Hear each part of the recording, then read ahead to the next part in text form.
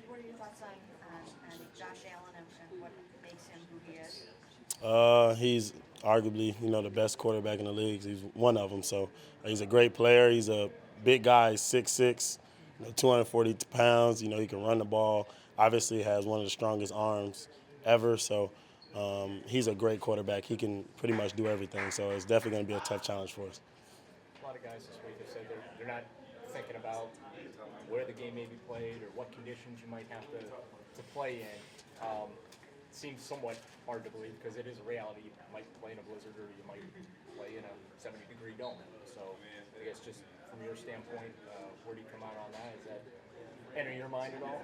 I mean, like you said, it would be lying to say you don't think about it, but because, at least for a secondary, I feel like depending on those conditions, when you're playing in a blizzard game, obviously you don't have to worry about the pass as much. Like, still obviously we'll pass the ball, but that won't be, I wouldn't say the focal point, but, when you're playing in a dome, everything is a go. So you're kind of thinking of it in that way. But, at the end of the day, we have to play regardless of whatever the conditions are. But, I feel like it could be technically two completely different offenses depending on the conditions of that game. I know that you ever played in snow. Yeah, I'm from Chicago, so I play high school in the snow, some college games in the snow, so I'm not. It's cold, but I ain't. I know Allen and Lamar aren't the same players, but are there similarities in how you go about trying to stop them because of the run threat for both of them? For sure, there's definitely similarities. Like you said, they're not the same player just because Lamar is just obviously way faster, but they have the same type of, being able to break tackles, get out of the pocket threat, and then, looking to throw the ball after they get out the pocket. So you kind of can find similarities in their games with that aspect. Greg, what separates these from a lot of other guys? Savvy vet. I feel like he's just a great route runner. He has very deceptive speed. I feel like he can get over the top. He's a three-level guy. A lot of guys in the league aren't, I wouldn't say three-level route runners where they, run every route tree. They can run the short, the deep, and the medium. So that just separates them right there. You got to kind of play every route. There are certain guys in the league where okay, maybe they're just deep threats, so you're playing for that level 3. But with Diggs, he can do it all. Greg, fixing the run defense is on all you guys from front to back, and it seemed like some of it had been cleaned up for a few weeks, and then problems again last week. What did you see as the problems last week against the Dolphins? I say it every week pretty much. Is just when we're not doing our job, when guys aren't, whether that secondary is supposed to hold contain, the inside is supposed to be in their gap, outside, linebackers. I think it's just a collective. Like when we try to, be Superman and try to do stuff that is not necessarily what you're supposed to do on that play. There's holes sometimes. So we just kind of gotta go back to just doing our job. And if your job is doing something, do that on that play and just trust your brothers on the other side. That's still an issue. Guys aren't playing as detailed as they need to be. Yeah, I just feel like, I feel like you can kind of tell when there's gaps and stuff open. I feel like as a collective, as a defense, we're not detailed enough. So we kind of got to get back to what we were doing the weeks past and just kind of just trusting that when we do our job, the other guy on the other side of us will do their job too. What kind of a mindset do you have to have when the quarterback himself can run you right over or hurdle you or do all the crazy things that we've seen Josh do? At the end of the day, he's a quarterback regardless. And as much as everybody said they don't care about getting hit, no offensive player ever wants to get hit. If they can get around you and score, they'll get around you and score. Like, that's just simple. I don't feel like there's not one player in the NFL who would say they love to just get hit. Like, you would rather go around. So at the end of the day, he's a quarterback.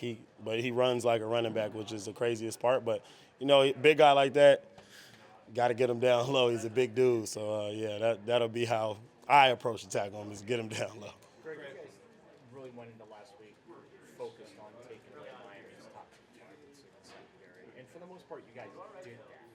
So I guess just how frustrating or disconcerting is it that like you go into a game wanting to do something, and from your perspective, you were able to accomplish that, but the end result was still is lopsided.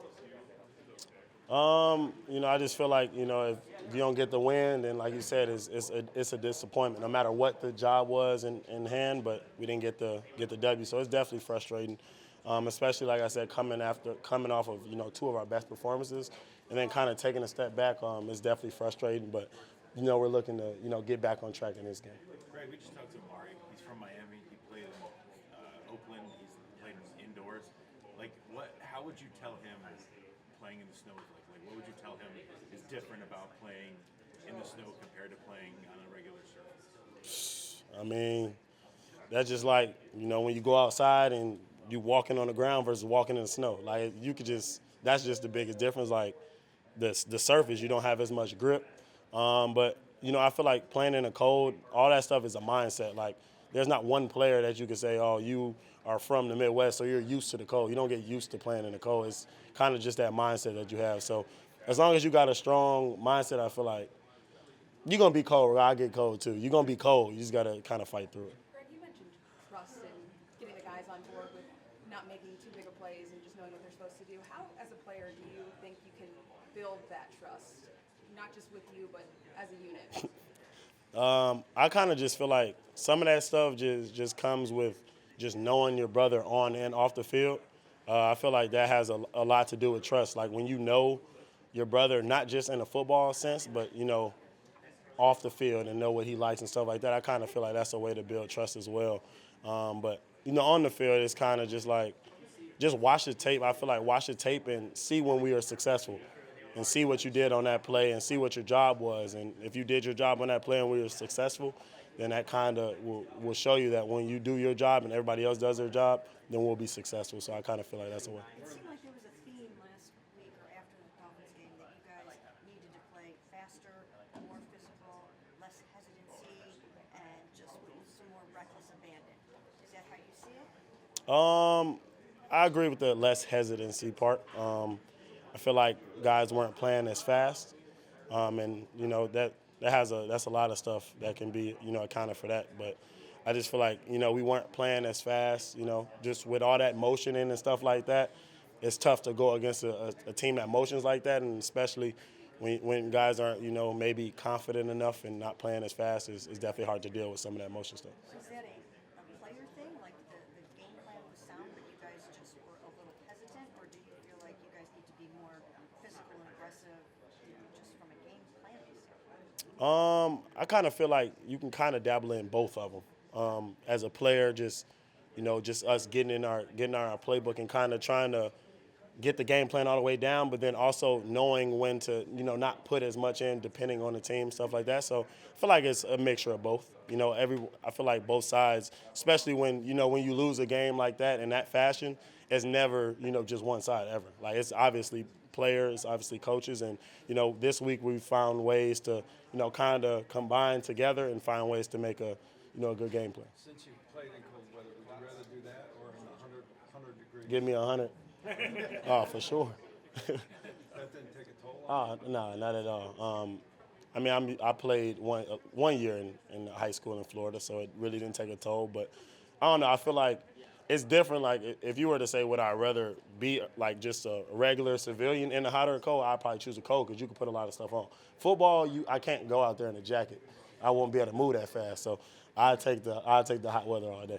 What's your favorite snow game that you like? Not flurries, but I'm talking like blizzard, snow on the field game that you ever played in.